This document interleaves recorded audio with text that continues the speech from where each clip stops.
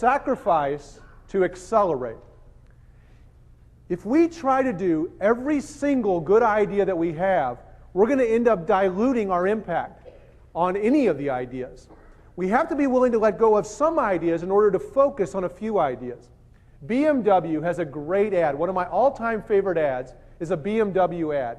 There is this picture of this beautiful BMW car.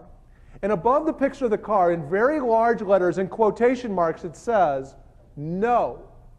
Now, I thought that was kind of odd, because I thought the idea was when a customer sees your product, for the customer to say, "Yes." But this one said, "No."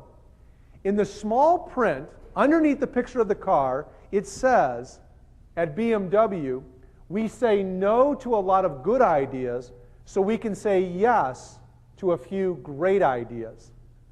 That is great advice. Be willing to say no to a lot of good ideas so that you can say yes to the few great ideas that are going to really drive your brand forward. In 1997, when Steve Jobs came back to Apple Computer as the interim CEO, Apple was on the verge of becoming obsolete. They were trying to make a product for every conceivable customer need.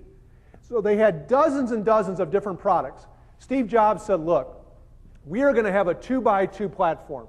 We're going to sell to professional users, and we're going to sell to personal users. We're going to have a desktop offering, and we're going to have a laptop offering." And in that framework, Apple began to focus their energies on making extraordinary computers. In 2001, they extended their brand a little bit to get into MP3 players with the creation of the iPod. The iPod came out in October of 2001, 1 month after the disaster of September the 11th. The critics said the letters IPOD must stand for idiots price our devices. They said nobody would pay $400 for a little device where you have to pay $1 per song to download the music. As usual, the critics were wrong. Not too long ago, Apple sold its 100th millionth iPod, and in the first 6 weeks on the market, they sold 1 million iPhones. By narrowing their focus to doing a few things, they were able to drive their results forward. I wanted to share with you this quote. This is from Jonathan Ive, the chief designer of the iPod.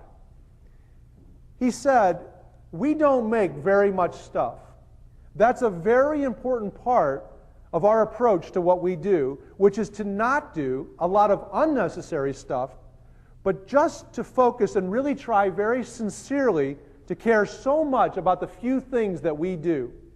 I think one of the things we are good at as a team is gently moving these fragile ideas along a bit so they become just a little more robust, and you can actually start to see what they are." I want to share with it one sentence one more time. We don't make very much stuff. That's a very important part of our approach to what we do, which is to not do a lot of unnecessary stuff, but just to focus and really try very sincerely to care so much about the few things that we do. What I'm really talking about here is the 1-3-6 exercise. I encourage you to do the 1-3-6 exercise. The one is, what is the one most important outcome that you want to improve in the next 12 months? The 3 is, what are the 3 things that you can do that would have the greatest positive impact on improving that one outcome?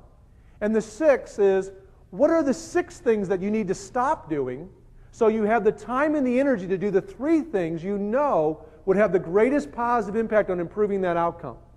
Now, when I do this exercise with my clients for the first time, this is usually what happens. People have no problem at all identifying the one thing, the one objective that they want to improve. They have very little problem identifying the 3 things that would have the greatest positive impact on improving that outcome. But when I ask them what 6 things that they're going to stop doing, this is what they say to me. "Dan, you don't understand. I can't stop doing anything. Everything that I'm doing is important." And I say to them, I do understand that everything you're doing is important, because you wouldn't be doing it if it wasn't important. But not everything is as important as everything else you're doing. Something is more important than something else in terms of improving your most important outcome. If we take everything that we're doing right now, and our plate is already full, and we try to add 3 more ideas on top of everything else we're already doing, all we end up doing is diluting the impact of all of our activities. And here's the real kicker. We need to be willing to let go of some activities first before we add the new activities.